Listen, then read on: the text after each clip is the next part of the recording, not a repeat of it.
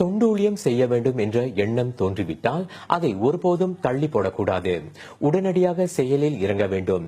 சமூக வெற்றியாளர் விருதை பெற்றுள்ள முன்னாள் தூதர் திரு கே கேசவபாணி அவ்வாறு கூறுகிறார். SPH நிறுவனத்தின் தப்லா வார இதழ் அந்த விருதை வழங்கியது. சிங்கப்பூரர்கள் வாழ்க்கையில் முன்னேற உதவிக்கரம் நீட்டியிருக்க வேண்டும்.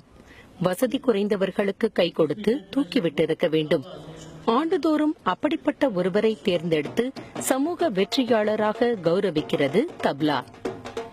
கலாச்சார சமூக இளையர் துறைக்கும் வர்த்தக தொழில்துறைக்குமான மூத்த துணை அமைச்சர் திருவாட்டி சிம்மன் நிகழ்ச்சியில் சிறப்பு விருந்தினராக கலந்து கொண்டார்.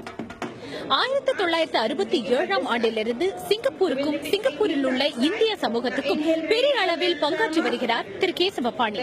தலைவர், இயக்குனர், ஆளுநர், தூதர், நிரந்தர பிரதிநிதி என பல பொறுப்புகளை ஏற்ற அனுபவம் மிக்கவர். இப்போதும் பேராசிரியராக பணிபுரிந்து வருகிறார். 26வது வயதில் தொடங்கியது இவரது சமூக தொண்டுழிய பயணம்.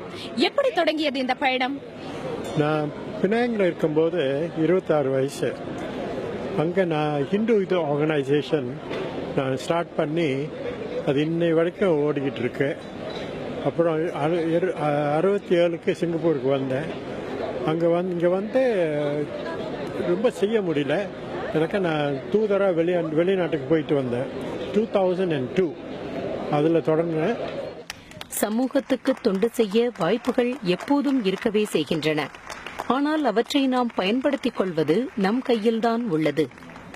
வாழ்க்கை பாதையில் போகும்போது என்ன வழியில் வருதோ அதை எடுத்து செய்யறது. சமூகத்துக்கு செய்ய முடியும்னாக்கா செஞ்சுக்கிட்டு இருக்கணும். வயதில் ஒன்றும் இல்லை.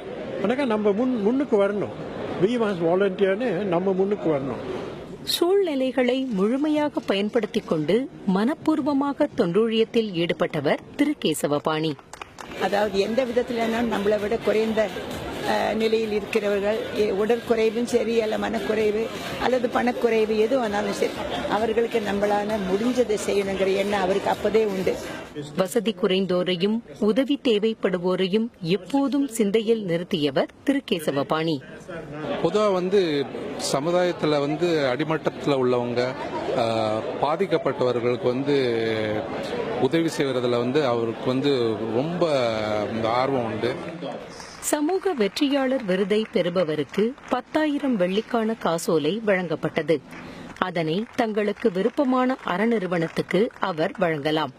சிங்கப்பூர் இந்தியர் சங்கத்தின் நல்வாழ்வு நிதிக்கும் சிங்கப்பூர் கற்றல் குறைபாட்டு சங்கத்துக்கும் அதை வழங்கியுள்ளார் திரு கேசவபாணி. நிகழ்ச்சியில் சிங்கப்பூர் அனைத்துலக இந்திய விற்பனை கண்காட்சி 2016 அதிகாரப்பூர்வ திறப்பு விழாவும் இடம்பெற்றது. 160க்கும் மேற்பட்ட கடைகள், மனத்தை கொள்ளை கொள்ளும் ஆடை அலங்கார பொருட்கள். தீபாவளி காலத்தில் எதை பார்ப்பது, எதை வாங்குவது என்று திக்குமுக்காட வைக்கிறது கண்காட்சி.